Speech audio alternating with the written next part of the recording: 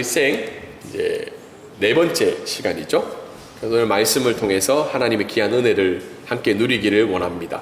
어제는 우리가 잘 알고 있는 대로 광복 81주년 행사가 있던 날이었죠. 광복절임에도 불구하고 광복절 전후에 있는 여러 가지 이슈들 때문에 오히려 광복절이 좀 많이 묻히지 않았나 그런 생각을 하게 됩니다. 사실 광복은 우리 세대에는 아주 크게 와닿는 것 같진 않아요. 물론 귀한 우리가 자유를 누리며 살아가는 건 있지만 그때 전쟁으로 말미암아 또 일제 강점기에 있었던 고난과 아픔과 어려움들이 굉장히 많았었고 2차 세계대전이 종식됨으로 말미암아 우리가 또 광복을 누리게 되는 역사가 있었습니다. 근데 이와 반면에 2차 세계대전에 멈춰서 우리는 광복을 맞아서 지금 자유와 평화를 누리고 살아가고 있지만 올 한 해 지금도 세계 곳곳에서는 아직도 전쟁으로 인한 아픔의 역사들이 반복이 되고 있죠. 우리가 뉴스를 통해서 계속해서 중동 전쟁이 끝날 것 같지만 끝나지 않는 시간들이 계속 이어지고 있고 우크라이나 러시아 전쟁은 무려 3년이 지났죠. 지금도 이 고통 가운데 이 전쟁의 역사가 일어나고 있지만 어느 순간 우리들의 생각과 마음에는 이 전쟁이 잊혀져 가고 있는 것이 현실인 것 같습니다. 그리고 대만과 중국 간의 갈등, 그리고 남수단의 이 분쟁들, 무엇보다도 우리 태국과 가까이 있는 이 미얀마 내전도 계속해서 일어나고 있는데 전쟁이 종식되지 않고 되풀이되는 이 전쟁의 역사들이 일어나고 있습니다. 왜 이 전쟁의 역사가 일어날까?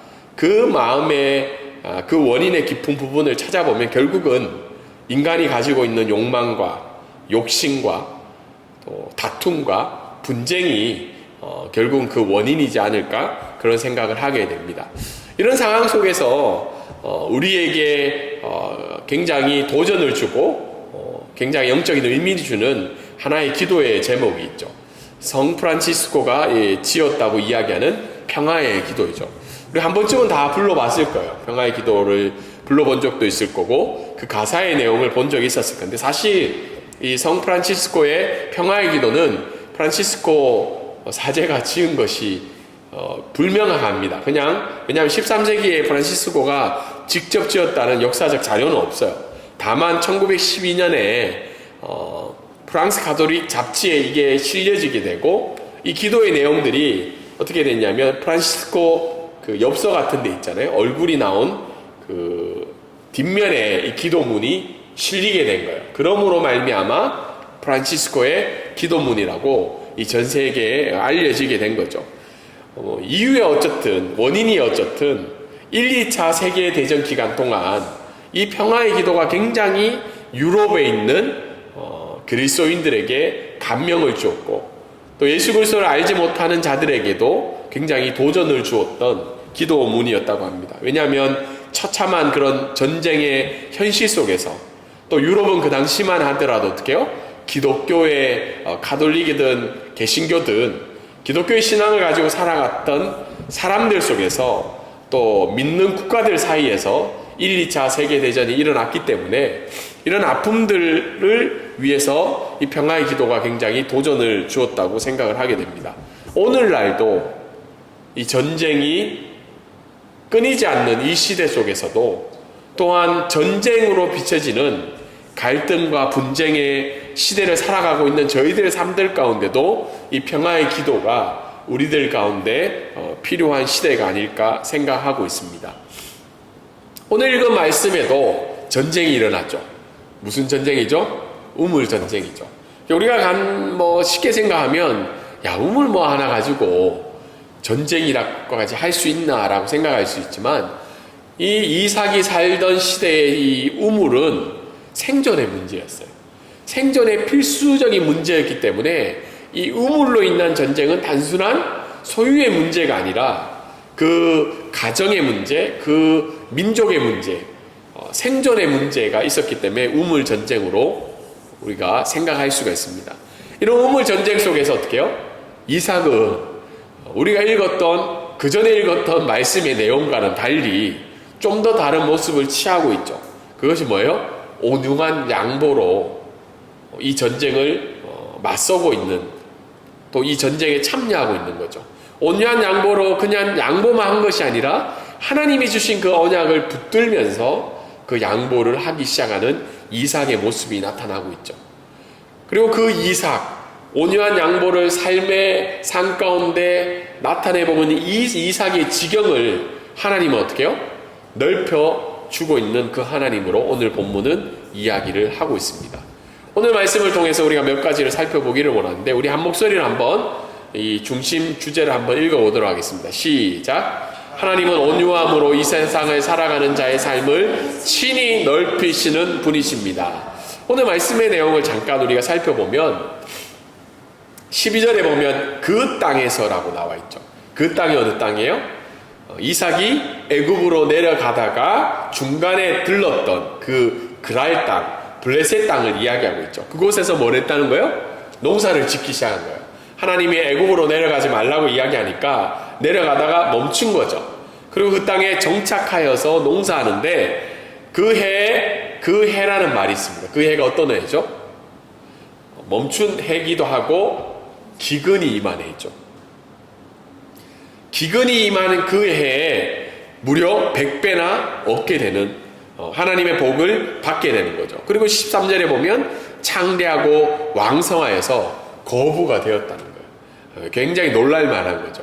내려가다가 이주민의 신분으로 잠시 농사를 지었는데 그것도 기근의 해에 거부가 되었다는 거죠. 근데 성경은 그것이 하나님의 복이었다고 이야기를 하고 있습니다. 그러자 14절부터 16절에 어떤 일이 일어나요? 복음 받았는데 뭐가 일어나요? 분쟁이 일어나죠. 전쟁이 일어나죠. 어떤 전쟁이 일어나요? 그 땅에 살고 있는 블레셋 사람들이 하나님의 복을 받은 이삭을 향해서 시기를 하고 있죠. 시기를 하면서 와서 어떻게 해요? 우물을 덮어버리죠. 야, 잘 살고 잘 쓰고 있던 우물 덮으면 굉장한 일이 일어나죠. 이게 덮고 난 다음에 16절에 더 심한 이야기를 듣게 돼요. 아비멜렉이 어떻게 해요? 하나님을 찬양하고 하나님을 두려워했던 아비멜렉이 나가라는 거죠. 우리 땅에서 나가라. 그러자 17절에 보면 이삭이 어떻게 해요? 아무 말 하지 않고 그 땅을 떠나서 어떻게 해요? 과거에 아브라함 아버지가 팠던 그 우물을 다시 파서, 덮여졌던 그 우물을 다시 파서 어떻게 해요? 사용을 하기 시작했죠. 그러자 누가 또 찾아와요? 블레셋 사람이 와서 다시 그 우물을 어떻게 해요? 메워버리죠. 두 번째 메움을 당하게 되는 겁니다. 그래서 그 땅의 이름을 뭐라고 이야기했나요? 첫 번째? 네, 에색이라고 이야기를 하고 있죠. 에색. 그래서 20절에 가보면 목자들이, 블레셋 사람들이 그 우물은 내 거라고 이야기하죠. 사실은 성경이 기록한 건 뭐예요? 아버지 아브라함 거라고 분명히 이야기를 하고 있죠. 그리고 아브라함과 이 블레셋 사람은 언약을 맺었던 거 기억이 잘 안 나실 거예요. 뭐 작년에 설교를 들었기 때문에. 그래서 그 언약을 맺었던 것을 저버리고 그랄 사람들이 방해를 하고 그 우물을 덮게 되는 거죠. 에색이라고 또 이제 아브라함이 자리로 옮겨서 우물을 파게 됩니다. 그 우물의 이름은 뭐예요? 신나죠.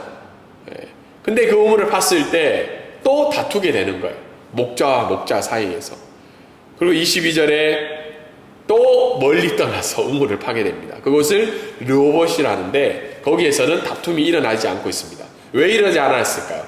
하나님의 은혜이겠지만 무엇보다도 르호봇이라는 우물의 장소가 그랄이라는 지역과는 굉장히 이제 멀리 떨어지게 되는 거죠. 파다 어디까지 간 거예요? 저기 멀리 가서 파게 된 거예요. 그러니까 더 이상 다툼이 사라지게 되는 내용이 있습니다. 그러면서 22절에 아브라함이 고백을 하는 거예요. 지경을 넓혀주셨다고. 그리고는 23절에 브에셀바, 아버지와 언약하셨던 그 하나님이 약속한 브에셀바 올라가서 하나님께 예배드리고 그 땅에 뭘 또 파요? 우물을 파는 장면이 오늘 말씀의 내용의 전반적인 내용입니다. 첫 번째, 오늘 우리가 이 말씀을 통해서 알 수 있는 것은 기근의 때에 아브라함이 복을 받았다는 거예요. 여러분, 이삭은 요즘 이주민들 많잖아요. 저희 방콕에도 이주민들 있어요. 사실은 태국 사람 입장에서는 저희도 뭐예요? 이주민이죠. 이주민의 신분으로 사업이 잘 돼요, 안 돼요? 어렵죠. 텃세가 많기 때문에. 그리고 이삭이 이주민의 신분으로 농사를 지었을 때는 언제라는 거예요? 기근의 때라는 거죠. 사실 우리가 잘 알고 있는 대로 이삭이 그랄에 머물게 되었던 이유는 무슨 이유였죠? 그 땅, 가나안 땅에 기근이 들었대요. 어디를 가든지 농사가 안 되기 때문에 그랄에 머물렀다가 그는 어디로 가려고 했어요? 물자가 풍부한 애굽으로 가려고 했던 거죠. 상황이 조건이 전혀 좋지 않는 상황에 이삭이 농사를 지었던 거죠. 근데 이삭이 아이러니하게 뭐가 됐다는 거예요? 거부가 되었다고 이야기를 하고 있죠. 그리고 두 번째 우리가 살펴볼 건 뭐냐면, 그러면 이 거부가 된 원인이 뭐냐? 이삭의 순종이냐? 근데 우리가 잘 알고 있는 대로 이삭의 순종이 멋있는 순종이었어요? 아니죠. 약간 애매한 순종이었어요. 하나님을 버린 것도 아니고, 그렇다고 하나님 앞에 불순종한 것도 아니고, 그렇다고 하나님 앞에 100% 순종한 것도 아니죠. 원래 그랬으면 어디로 빨리 돌아가야 돼요? 자기가 머물던 땅으로 돌아가야 됐죠. 그런데 그 땅에 애매하게 순종하는 장면이 나오고 있습니다. 그럼에도 불구하고 오늘 본문은 하나님이 복을 주시고 있다는 거예요. 저는 이 말씀을 생각하면서 제 자신을 한번 살펴봤어요. 제가 이제 2년 뒤면 50이죠. 적지 않은 인생을 살았는데, 인생을 살아갔을 때 나는 하나님 앞에 100% 순종하며 살아갔는가? 특별히 태국 땅 가운데 선교사로 살아가고 있는데, 정말 100% 하나님 앞에 헌신하며 순종하며 살아가고 있는가라는 생각했을 때 애매한 순종으로 살아갈 때가 많다는 거죠. 선교도 애매하게 할 때가 많고, 방콕 브리지교회 목사로 살아갈 때도 이게 애매하게 순종하며 살아갈 때도 있었다는 거죠. 그럼에도 불구하고 하나님이 은혜를 주셔서 지금까지 삶을 살아가고 있다는 걸 발견하게 되었다는 겁니다. 여러분은 어때요? 여러분이 지금 하나님 앞에 받은 복을 생각했을 때 애매하게 살아도 하나님 복 주시는 것 같지 않아요? 내가 정말 하나님 앞에 결단하고 헌신하고 모든 것들을 하나님 기뻐하시는 삶으로 살았기 때문에 이 복을 받는 것 같아요? 아니면 약간 애매하게 살 때도 있고 경계를 넘어갈 때도 있는데 여전히 하나님은 내 삶 가운데 은혜를 주시고 있다는 걸 우리가 고백할 수 있기를 원합니다. 특별히 기근의 때 복이 어디고 어디서 나오는지를 우리가 이 말씀을 통해서 다시 한 번 더 고백하기를 원해요. 저도 사실 환율도 어렵고 한국 교회도 힘들고 다 이 선교사님도 요즘 힘들어요. 감사하며 괜찮다, 기쁘다라고 이야기하는 한국 교민들이 그렇게 많지는 않은 것 같아요. 환율로 인해서 힘들다, 경기도 힘들다, 여러 가지 것들이 다 힘들죠. 그런 기근의 때에도 하나님은 역사하시는데, 하나님은 복을 주시는데, 그 복을 받기를 주님의 이름으로 소망합니다. 근데 그 복은 나의 순종과 나의 형편과 나의 노력이 아니라 출처가 어디라는 거예요? 하나님이심을 오늘 성경 말씀은 우리에게 알려주고 있습니다.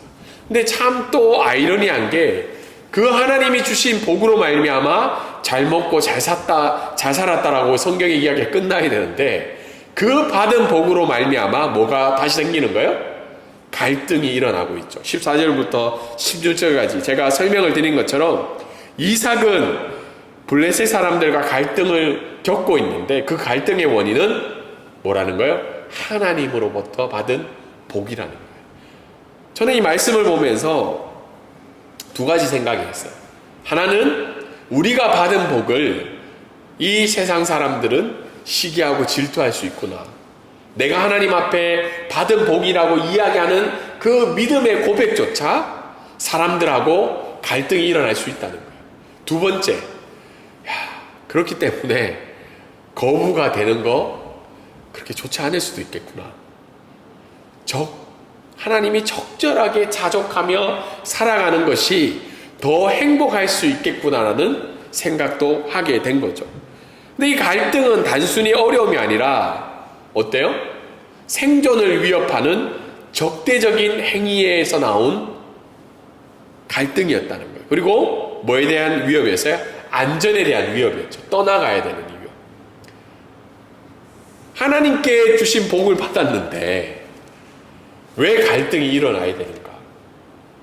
오늘 성경 말씀은 충분히 일어날 수 있다는 거죠. 그 이유는 하나님의 복을 받는 하나님의 백성에 대한 이 세상 사람들의 시기와 질투와 분노에서 일어나는 원인일 수도 있고, 또 하나는 뭐예요? 하나님이 주신 복에 안주하려는 우리들을 향한 하나님의 인도하심 중에 하나일 수도 있다는 거예요.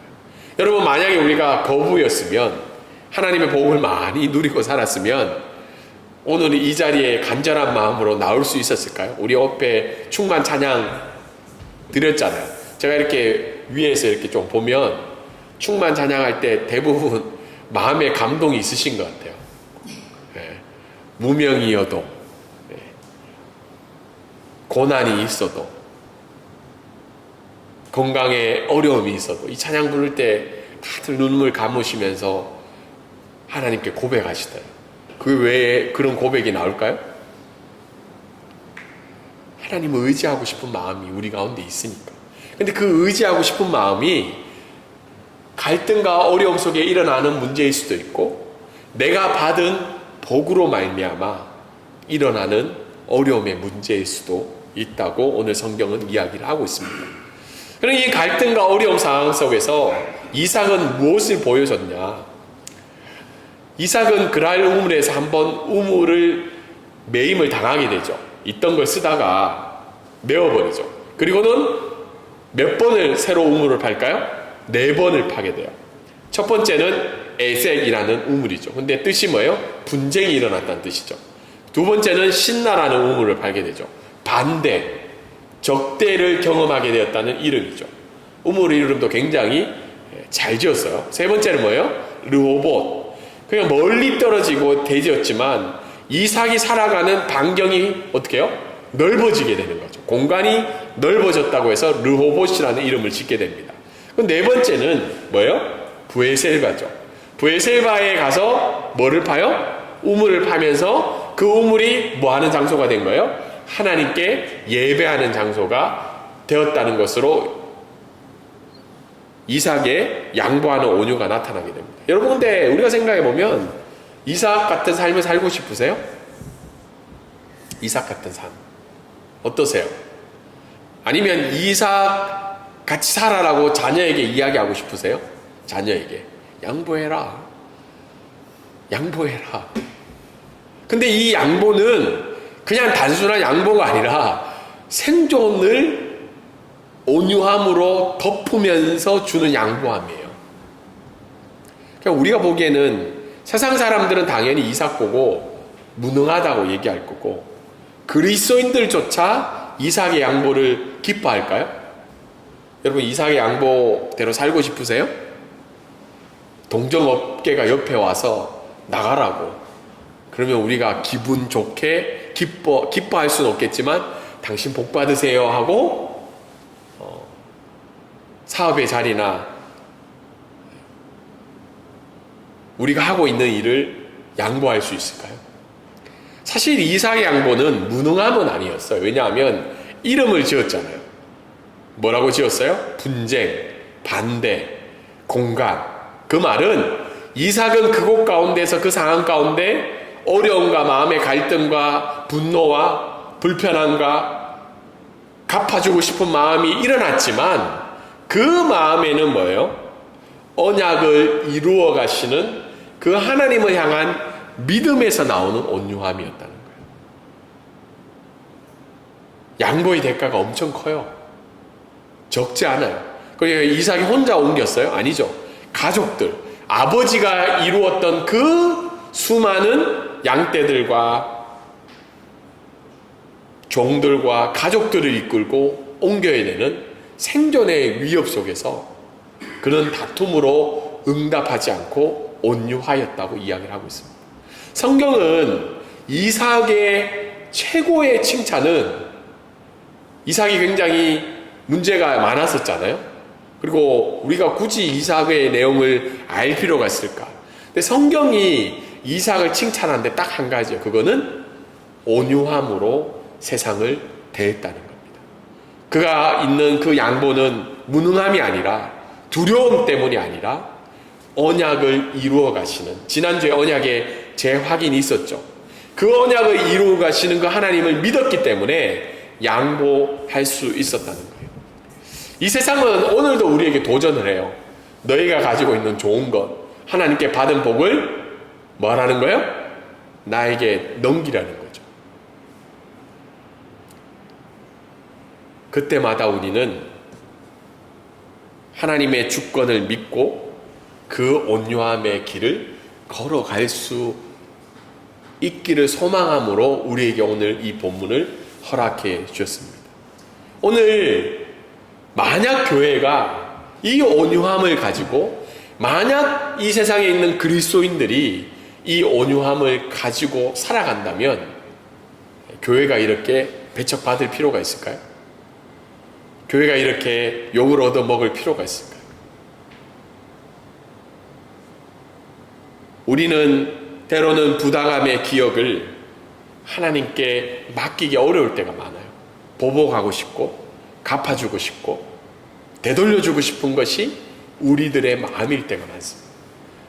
그렇지 않나요? 우물이 한 번도 덮인 게 아니고 와가지고 몇 번을 덮어버리는데, 이 상황 가운데 이삭과 같은 믿음을 보여줄 수 있는 사람은 많지는 않다고 생각해요.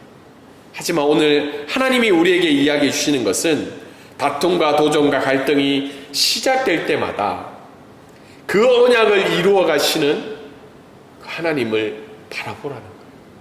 그 하나님을 바라볼 때 우리는 화평의 길을 만들어 갈 수가 있다는 겁니다. 저도 선교지에서 있다 보면 억울함이 있을 때가 있어요. 제가 뭐 그렇다고 그렇게 다른 사람을 괴롭힐 것 같지는 않잖아요. 혹시 뭐 제가 누구를 괴롭혔다고 들어보신 분 있나요? 뭐 여기 또 이 주변에 저희 가정을 아는 사람들을 알고 계신 분도 있잖아요. 뭐 그렇게 제가 나쁘게 살진 않았던 것 같아요. 근데 때로는 저희 것 가운데 한 번씩 이렇게 갈등이 일어날 때가 있어요. 그럼 마음에 뭐가 충만해져요? 갚아주고 싶은 마음이 충만해질 때가 많아요. 억울하니까. 그리고 불편하니까. 그리고 그렇게 하는 것이 그렇게 상식적인 범위 안에서 벗어나지 않으니까. 근데 그때마다 저와 아내가 이야기하는 것이 있어요. 갚아주시는 분은 누구라는 거예요? 하나님이시죠. 하나님이 이 상황에 대해서 우리를 알고 계신다는 그 믿음을 가지고 우리가 화평의 길을 걸어가기를 원합니다. 근데 하나님은 오늘 그런 온유한 길을 걸어가는 이삭의 인생을 넓히시고 있다는 겁니다. 이삭은 세 번째 판 우물에서 더 이상 다툼을 겪고 있지 않죠. 그래서 이름을 뭐라고 겪었어요? 르호봇이라고, 넓은 장소라고 이름을 불렀습니다. 근데 우리가 여기에서 조심해야 될 것은 우리가 온유함으로 양보했기 때문에 하나님이 넓혀주신다. 이거는 신학적으로는 번영신학이라고 이야기해요. 내가 하나님 앞에 뭘 했기 때문에 하나님이 갚아주신다. 그래서 여기에 잘못된 신학을 가진 사람들이 헌금을 많이 해요. 10분의 1 하면 하나님 뭐로 갚아주세요? 10배로 갚아주시죠. 그래서 어떤 분들은 헌금을 자기 11조가 아니라 뭐예요? 10의 2조, 10의 5조를 드려요. 왜냐하면 그렇게 드리면 뭐 해주는 거예요? 하나님이 그만큼 갚아주시는 거죠. 거의 하나님 하고 어떻게 해요? 거래하는 거죠. 인과응보의 신앙으로 가지고 있죠. 근데 하나님은 오늘 이 말씀을 우리에게 주시는 것은 이삭이 양보를 했기 때문에 넓혀주시는 게 아니라 어려움과 고통 속에 있는 그 이삭을 향한 하나님의 언약이 있기 때문에 그 언약대로 이삭을 넓혀주고 있다는 겁니다. 사실 우리는 온유함으로 양보했을 때요, 하나님이 짠 하고 그 길을 넓혀주시지 않아요. 그렇지 않나요? 혹시 양보했는데 더 힘듦이 찾아올 때가 많았죠. 그때 우리가 느끼는 감정은 어때요? 우리가 막다른 골목에 있다는 생각이 들어요. 괜히 양보했지. 갚아줄 건데. 억울해.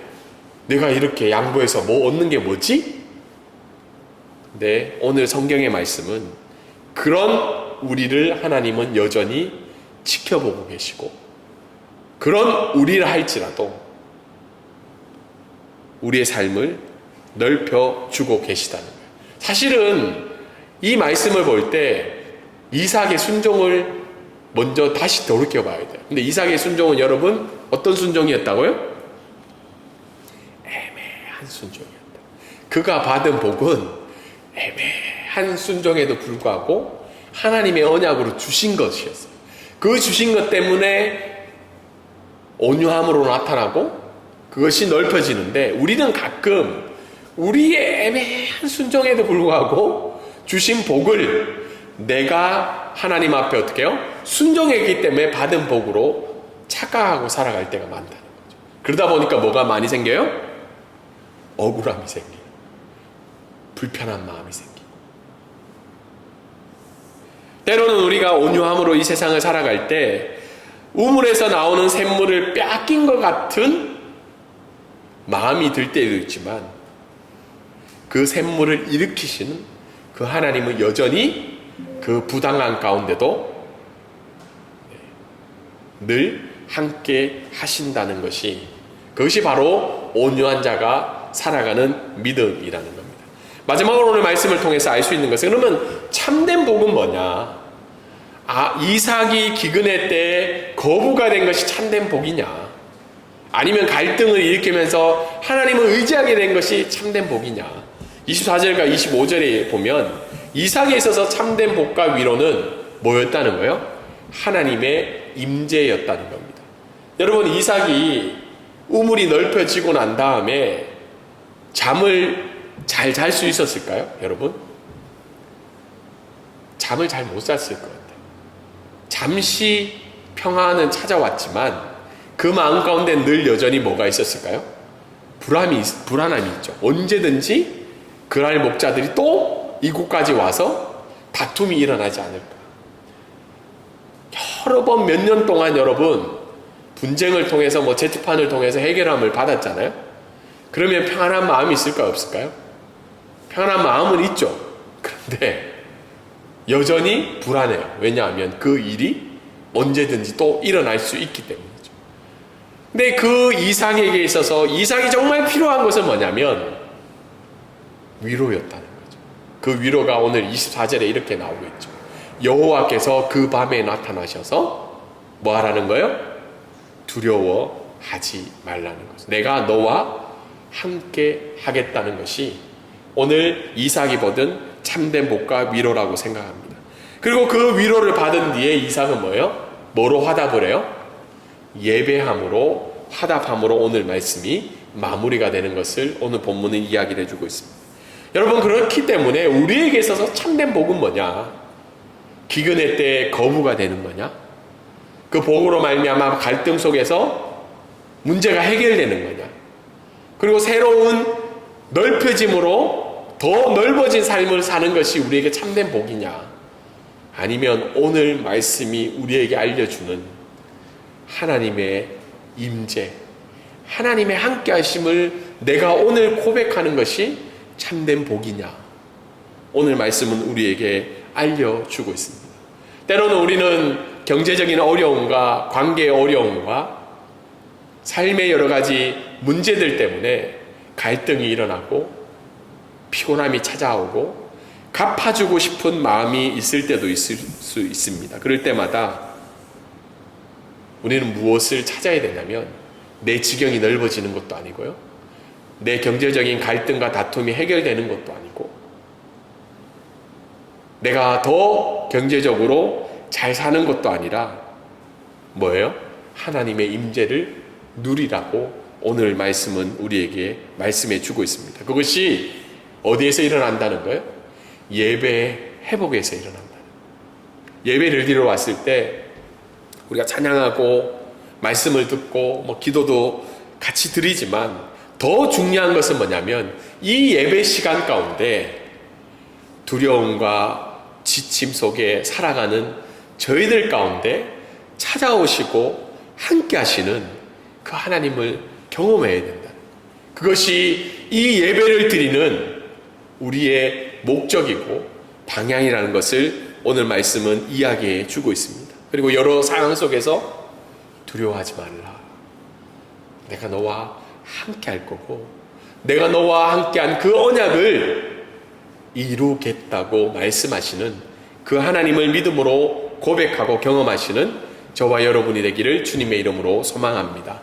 말씀을 적용하면 하나님은 우리의 삶을 넓혀주시는 분임을 믿고 오늘도 온유할 삶으로 갈등과 다툼이 가득한 이 세상 속에서 화평케 하는 자로 평화의 기도를 보여주는 자로 살아가기를 소망합니다. 또한 매 순간 하나님의 임재를 경험하며 예배의 자리를 통해서 그 하나님의 언약의 약속을 이루어 가시는 것을 신뢰하며 나아가는 저와 여러분이 되기를 주님의 이름으로 소망합니다. 아멘.